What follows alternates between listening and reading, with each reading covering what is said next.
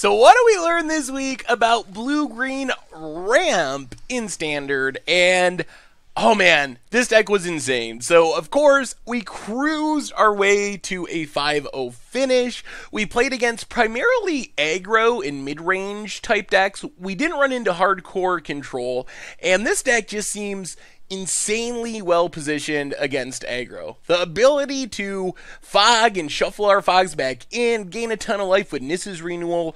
We have so much ramp. The finishers are pretty guaranteed to win the game. It always felt like we had the pieces we need when we needed them, thanks to Pull from Tomorrow, thanks to Commit to Memory, which I gotta say, I think Pull from Tomorrow is one of the best cards, maybe the best card in Standard, and Commit to Memory might be one of the most underrated cards. That card is absurdly good. It is so strong. While it looks a bit overcosted, being able to play it from the graveyard, it is, oh man, it's hard to describe how good it is in this deck. It is so often the card we want to draw. We can discard it to Pull from Tomorrow, to get it in the graveyard, to cast the Aftermath part, to draw our fogs again, draw our finishers, draw more ramp. It is just super strong, and I felt like this deck is heavily favored against any sort of aggro deck, most mid-range decks as well. The weakness of the deck that I would see would be hardcore control. While we still can beat those decks by ramping into Ulamog, which is great against hardcore control, sure, you can counter it, we exile your stuff, we shuffle it back in, we do it again. So if there's a weakness, I think it'll be hardcore control decks, but against aggro, this deck is, it is just so insanely good and very, very strong. So if it continues to be that Mardu and Zombies and those type of decks are at the top of the format, I think this deck has a legitimate shot of just crushing any of them. It felt like most of our matches weren't even close. There were times where we had to draw the right card, but we have so much card draw that it's in favor of that. Like, oh, we need a fog to stay alive, but we get a whole new hand. We get to crack a couple Hedron Archives, draw some cards, cycle some stuff.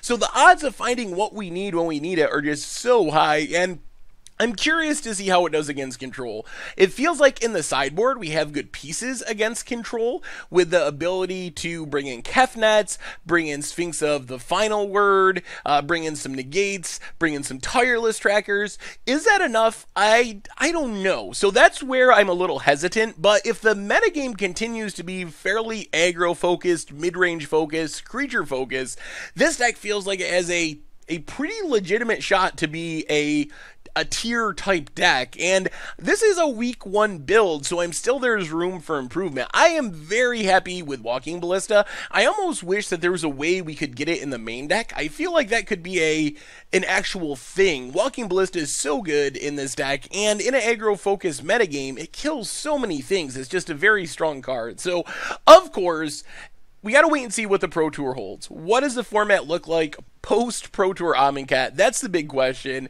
If we see a big shift towards control, then this is going to be a lot worse. But if things remain how they are now, with Mardu, Zombies, other various energy aggro decks, green-black delirium aggro decks, those type of decks, it feels like this deck is in a super good place and can really compete with the most well-known and best decks in Standard. The other thing to consider is maybe tuning more to fight Aetherworks Marvel, which seems to be on the rise, and while we have some good stuff against Aetherworks Marvel, I don't feel like we're overwhelmingly favored in that matchup, and maybe not favored at all. That's another matchup we didn't run into, but I think that the problems with the deck, if they're even problems, can be solved with the sideboard focused on control decks, focused on Aetherworks Marvel. I think there's enough slots in the sideboard that we could do that and switch those matchups, if not in our favor, at least good enough that if we continue to crush aggro decks and can get to like 50-50 against control in Aetherworks Marvel, or slightly better than that, then this can be a super good deck. So it's a blast to play. You get to play a ton of sweet new cards. It plays in a really unique way. It's just all around.